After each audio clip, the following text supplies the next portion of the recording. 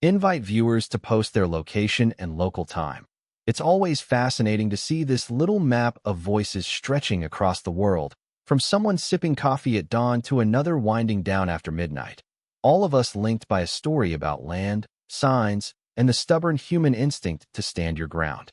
Now, picture him arriving on that cool morning, thermos in hand, tape measure ready, thinking only about where to plant the posts for a small barn, maybe even set up hives for bees.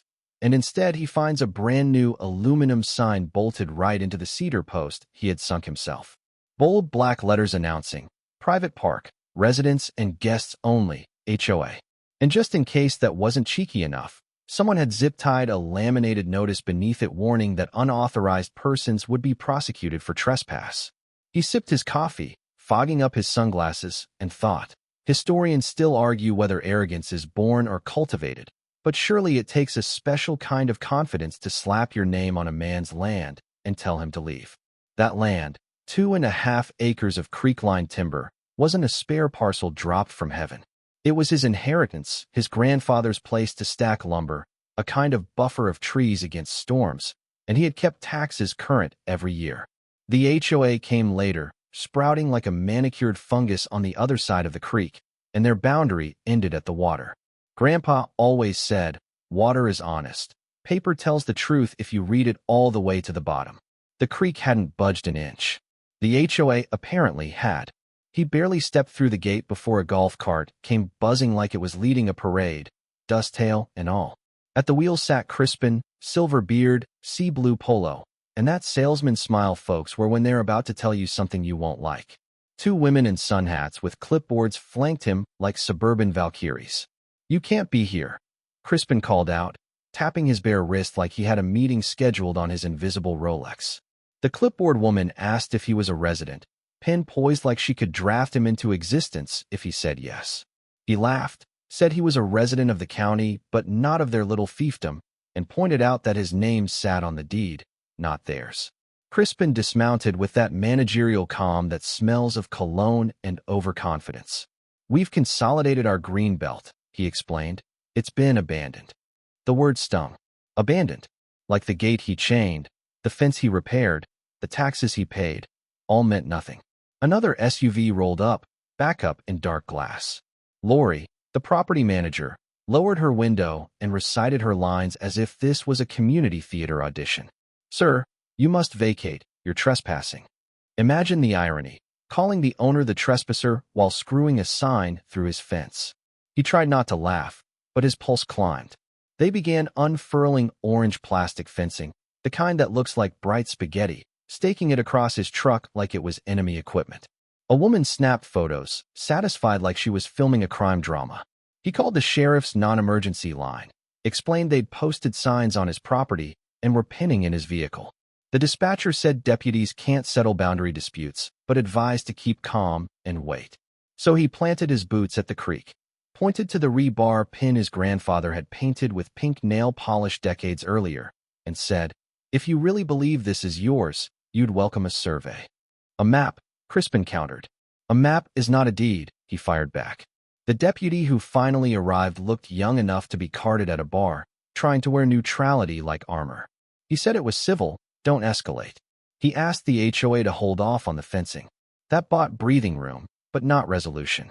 That night, with nerves raw, he called a friend who ran landscaping crews, who laughed in disbelief and gave him a name, Makoa, a surveyor who hated sloppy plats the way some folks hate cold coffee. And with that, the real counteroffensive began, one bright stake at a time. Makoa showed up in a truck lined with faded grid decals, the kind of ride that made you trust he measured life in straight lines. He shook hands, asked 2 questions, then got quiet, eyes on the ground and mind on the paper. When he planted his tripod by the granite monument and walked that line slow as a priest pacing an aisle, little candy-bright flags sprouted behind him, and each flag whispered the same thing. The HOA's claim was nonsense. At the aluminum sign, he chuckled once, saying, "They do love their signs."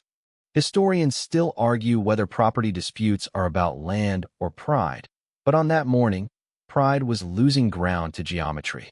Neighbors began to peek. Eden, a nurse whose yard backed the creek, wandered over with the kind of sincerity that makes your shoulders drop. "We didn't know," she said, eyes on the flags. "They told us it was common space." He smiled despite himself, admitted to being difficult sometimes, but not wrong this time. Makoa drove the point home, 23 feet here, more at the corner. This was not HOA land. When Crispin arrived mid-stake, face carved from dismay, Makoa simply said, "Bring your survey. We'll compare. Do you have a deed that says so?" The silence answered. But bullies rarely retreat at the first boundary. Vern, a county inspector with a reflective vest, popped up claiming safety concerns. He jabbed at a lumber pile like it hid dragons, demanded removal of unpermitted structures. Respectfully, the owner told him, "If you believe that, send a citation in writing." Vern frowned, scribbled something, walked away with stiff shoulders. Used to folks wilting, not today. That night, the trail camera blinked awake. There was Lori, headlamp glowing, drilling at the screws like it was her side hustle, muttering, "He'll tire out." They never understood. This wasn't about stamina, it was about roots sunk deep. By morning, the glass bead he'd tied to those screws lay in the dirt, proof of tampering. The paranoia they hoped would exhaust him only fed his resolve. He piled documents like a diligent student. Deeds, paid tax receipts, county maps, mortgage release. No easements, no covenants, nothing tying him to their covetous little kingdom. He drafted a letter braided from patience and law, demanding they cease trespass and remove signs within 10 days. He mailed it certified, emailed it, even hand-fed it to the bureaucracy. Their reply landed like theater, formal letter denying his ownership, citing open and notorious use, and attaching a photo of kids playing tag near the creek. As if children trespassing somehow conveyed title. You don't inherit land by mowing it, he thought. You don't claim it by highlighter on a plat. He slid their letter into a folder labeled The Nerve and booked a meeting with Darla, a property attorney. She read his packet, raised an eyebrow at their bluster, and said calmly, "They're not just wrong. They're wrong with confidence." That confidence would soon cost them dearly. She outlined the next moves: injunction, quiet title, damages. "Do you have the appetite for a fight?" she asked. He smiled, said he hadn't eaten a proper meal in a week. Breakfast could wait. This land could not. By then the HOA doubled down with childish tactics. Notices taped to his fence naming him tenant, emails blasted to neighbors calling him a squatter, even a photo of him sipping coffee by his truck framed as belligerent. But Eden whispered that plenty of residents weren't buying it. Folks wanted peace, not a soap opera. Meanwhile, Crispin kept sneaking out at night, caught on camera plucking survey tags like daisies. He tucked ripped certified letters under rocks like a prankster. He even sent a contractor named Jet to tear down the fence. Jet took one look, shook his head, and left muttering, "I don't get paid enough to torch my insurance." Sometimes common sense wears a neon shirt. Through all of it, the creek flowed on, honest as Grandpa promised, whispering that truth was steady even when people weren't. Stakes held, flags stood, the boundary line glowed like a sentence underlined in red ink. The stage was set for a judge to read it aloud. Court smelled faintly of polish and nerves, that aquarium hush where everyone swims careful. He sat at the table with Darla, who had transformed his messy stacks into neat binders, their edges square like armor. Across the aisle, the HOA's lawyer adjusted his careful part while Crispin and Lori tried to look humble, though humble didn't fit them any better than a borrowed suit. When the bailiff called the case, the judge, a woman whose voice could flatten gossip from blocks away, listened as Darla laid out the chain of title like beads on a string. Grandpa's deed, paid taxes, the county map, Makoa's survey flags bright as highlighters in a meadow. There is no covenant, no easement, no recorded claim by this association, she said, steady, calm, ballast not fire. The HOA's lawyer tried to conjure legitimacy with phrases like colorable claim and safety measures, but when the judge asked bluntly, "Do you have a deed?" he fumbled like a magician caught without a rabbit. "Beliefs are for church," she said dry as dust. "Here we deal in paper." Then she held up the eviction notice, signed by Crispin, addressed to the titled owner as tenant, and sighed so hard the room felt smaller. "You served an eviction notice on the owner. That," she said, "is not just inartful, it's reckless." Makoa testified, voice steady as a plumb line. walking through monuments, rebar pins, loops closed tight.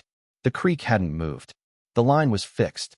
The judge granted a temporary restraining order, enjoined the HOA from stepping foot on his land, and ordered every sign and barrier removed within 24 hours. "You cannot appropriate a neighbor's land by enthusiasm," she said. For once, even the frogs outside seemed to pause. Discovery cracked open worse. Minutes from their own meeting where someone asked, "Do we even have a claim?" and the manager answered, "Let's post and see if he reacts." Emails with Vern, the county inspector, offering to red tag something to make him reasonable. Night photos of his truck, proof of harassment. Vern was soon on leave, his authority clipped. The HOA counterclaimed adverse possession, waving pictures of dog walkers, gardeners, neighborhood picnics. But courts don't award title to the boldest gardener, Darla reminded them. No taxes paid, no statutory period, no exclusivity. They lost that battle before it began. Still, pettiness lingered. Someone slashed his silt fence, camera catching Crispin's stiff gait. Sheriff cited him, restitution assigned. Community service, cleaning trash along the very creek he tried to steal.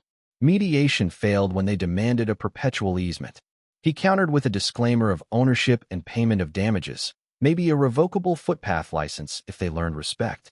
They balked, but trial sealed it. Quiet title in his favor, slander of title upheld, damages granted. A disclaimer recorded, HOA forced into special assessments, residents furious enough to recall Crispin and fire the manager. At last, his barn posts rose, trusses set against the sky, boxes stacked with boards, hives humming where bees chose nectar over nonsense. The new board came, hats in hand, asked for that footpath. He granted it with one line in bold, permission, not easement, revocable at will. A modest sign went up, trail access granted by owner's permission. Please respect the land. Relief written in simple words. He fixed the cedar post scar with a dowel and oil until it looked like a knot, then set a copper marker engraved red to the bottom. For Grandpa, who knew that water stays honest and paper speaks the truth if you let it. Neighbors now walk quietly along the trail, nodding, children laughing where laughter belongs. In his loft, the aluminum sign leans retired like an old villain, a reminder that shiny letters don't beat a steady deed. When asked if he sought revenge, he only shrugs. What he won was better, relief, accountability, a life back in his own hands.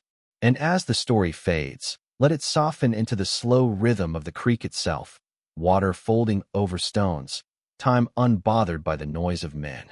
Think of the survey flags still catching sunlight, fluttering like small truths that no argument can erase. Think of the cedar post healed, scar hidden in grain, quiet resilience. His barn stands, bees weaving patient orbits, neighbors passing with respect. In that calm, the lesson glows. If a shiny sign claims your land, don't panic. Bring paper, patience, and the strength to stand steady until the law itself reads your boundary aloud. And with that boundary set, the world feels a little more solid, the air a little easier to breathe, as if even the frogs along the creek agree that peace tastes better than conflict. Rest with that image tonight, the copper marker gleaming in dusk light, and let the whisper of honest water carry you gently into stillness.